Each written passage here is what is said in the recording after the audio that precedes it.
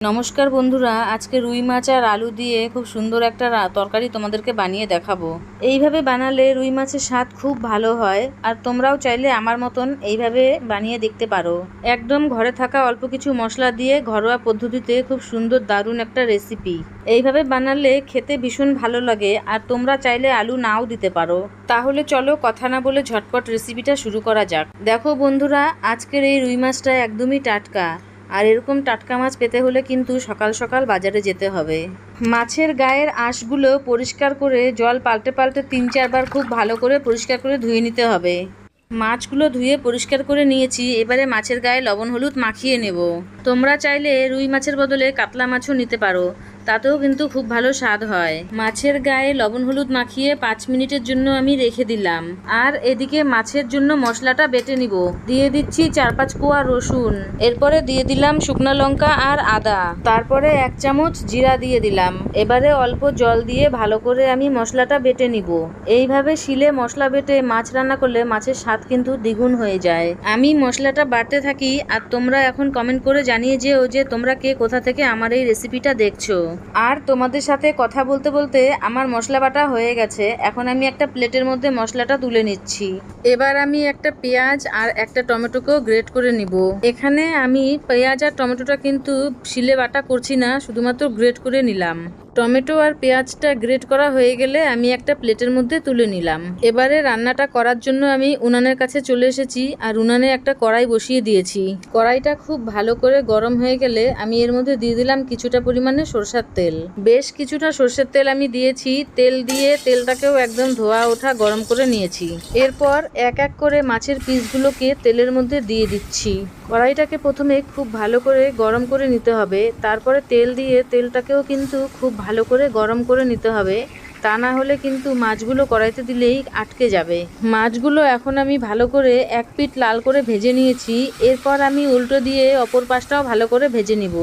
দুটো পাশেই হালকা লাল করে ভেজে নিব, তবে বেশি কড়া করে ভাজবো না, যেহেতু ঝোলের মাছ বেশি কড়া করে ভাজলে খেতে কিন্তু ভালো লাগবে না। মাছের গায়ে এইরকম হালকা লাল রং ধরেছে, এখন আমি মাছগুলো কড়াই থেকে তুলে নিব। বন্ধুরা, একদম হালকা করে আমি কিন্তু মাছগুলো ভাজিনি, আবার কিন্তু খুব বেশি কড়া করেও আমি ভাজিনি মাছগুলো। দেখো কালারটা কত সুন্দর এসেছে।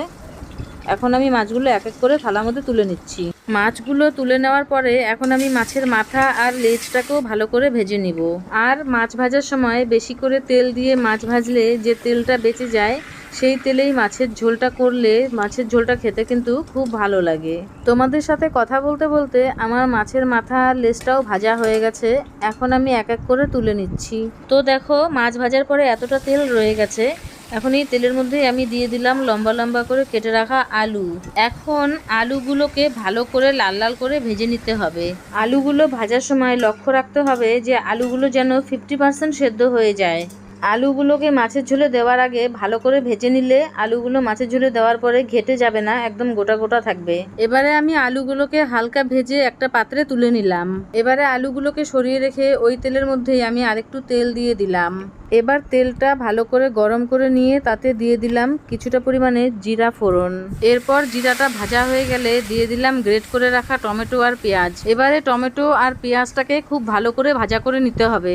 টমেটো আর পেঁয়াজ ভালো করে ভেজে নিয়ে দিয়ে দিলাম বেটে রাখা মশলাটা। বাটা মশলা দিয়ে ভালো করে নেড়েচেড়ে ভেজে নিতে হবে। মশলাগুলো ভাজা হয়ে গেলে দিয়ে দিলাম হলুদ গুঁড়ো আর পরিমাণ মতন লবণ। হলুদ আর লবণ দেওয়ার পরে আবারও খুব ভালো করে ভাজা করে নিতে হবে। মশলা থেকে কাঁচা গন্ধ যাওয়া পর্যন্ত খুব ভালো করে কষিয়ে নেব। এবার মশলার মধ্যে যে অতিরিক্ত জলজলে ভাবটা ছিল সেটাও চলে গিয়েছে। এখন আমি এর মধ্যে দিয়ে দেব ভেজে রাখা আলুগুলো। এবার আলুগুলোকে খুব ভালো করে মশলার সাথে মিশিয়ে নেব। যেহেতু বেশ কিছুক্ষণ ধরে আলুগুলোকে ভাজা হয়েছে, তো আর খুব বেশি সময় ধরে কষানোর প্রয়োজন নেই। হালকা করে 2 থেকে 3 মিনিটের মতো আমি আলু দিয়ে মশলার সাথে ভালো করে কষিয়ে নিয়েছি। এখন এর মধ্যে দিয়ে দেব পরিমাণ মতন জল। একটু বেশি পরিমাণে জল দিচ্ছি। যেহেতু একটু পাতলা করে রেসিপিটা তৈরি করছি সেজন্য জলের পরিমাণটা একটু বেশি করেই দিলাম। আর যেহেতু আলুগুলো এখনো পুরোপুরি সেদ্ধ হবে সেই হিসাবে জলটা একটু বেশি করেই দিয়েছি।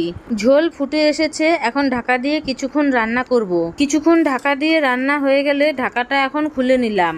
এখন ভেজে রাখা মাছের পিসগুলোকে এক এক করে ঝোলের মধ্যে দিয়ে দেব। আলুগুলো পুরোপুরি সেদ্ধ হওয়ার পর মাছের পিসগুলো কিন্তু আমি ঝোলের মধ্যে দিয়েছি। মাছগুলোকে ঝোলের মধ্যে দিয়ে একটু আলতো হাতে নেড়েচেড়ে নিলাম। আর আবারও কিন্তু ঢাকা দিয়ে কিছুক্ষণ রান্না করে নেব, যাতে ঝোল মাছের মধ্যে সুন্দরভাবে ঢোকে আর মাছগুলো পুরোপুরি সেদ্ধ হয়ে যায়। 4 থেকে 5 মিনিটের মতো রান্না করে নেওয়ার পর ঢাকনা খুলে নিচ্ছি। আবারও আলতো হাতে একটু নেড়ে নেব যাতে মাছগুলো ভেঙে না যায়। আর খুব বেশি সময় রান্না করব না, এই রকমই আমি একটু হালকা ঝোল রাখবো।